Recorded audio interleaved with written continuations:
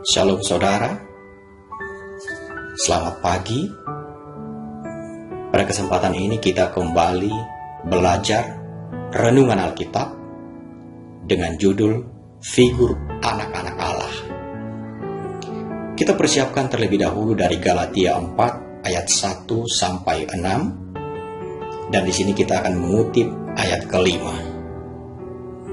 Ia diutus untuk menebus mereka yang takluk kepada hukum Taurat, supaya kita diterima menjadi anak.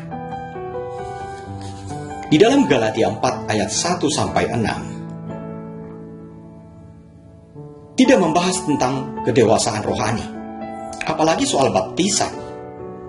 Konteks bacaan jelas mengenai hamba yang diadopsi menjadi anak dan yang diberi hak istimewa, yaitu menjadi waris kerajaan surga.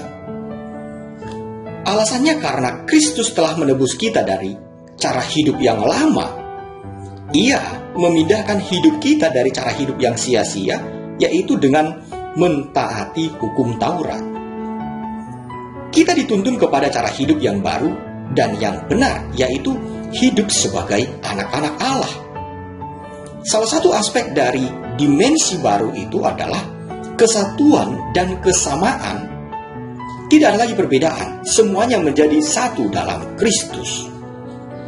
Saudara yang kekasih, hidup sebagai anak-anak Allah atau ahli waris dari janjinya harus melewati suatu proses pendewasaan yang bagi Paulus disebut dengan proses akil balik.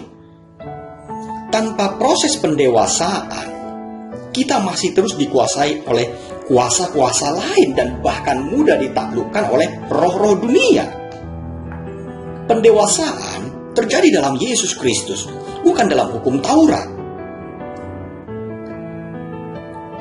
Taurat tidak menjamin kita menjadi ahli waris yang sesungguhnya, saudara.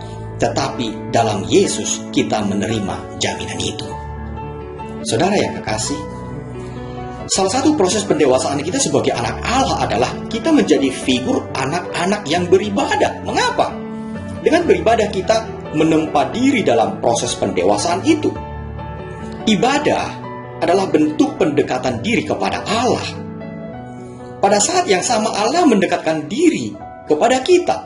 Nah, dengan demikian ibadah adalah mengintimkan hubungan manusia dengan Allah sendiri, sehingga kita bertumbuh dan semakin mengerti apa yang menjadi kehendak Allah Bapa kita. Saudara yang kekasih, keintiman itu selanjutnya menjadi titik tolak anak-anak Allah untuk aktif mewujudkan tindakan damai sejahtera di dalam dunia dan kepada sesama manusia. Sebab hubungan Allah sebagai Bapa dan kita sebagai anak-anaknya, nah ini ditujukan melalui tindakan yang mana anak mengerti apa yang menjadi kehendak Bapanya. Saudara, dengan demikian peribadahan yang kita selenggarakan atau ikuti tidak hanya sekedar ritual, saudara, tetapi mampu mengubah perilaku kita sesuai dengan kehendak Allah Bapa kita. Mari kita berdoa, saudara. Ya Tuhan Allah kami, biasakanlah kami anak-anak-Mu untuk menyukai persekutuan dengan-Mu dan yang mengasihi dunia ini serta sesama manusia. Terima kasih Bapa, kami mengucap syukur dalam nama Tuhan Yesus. Amin.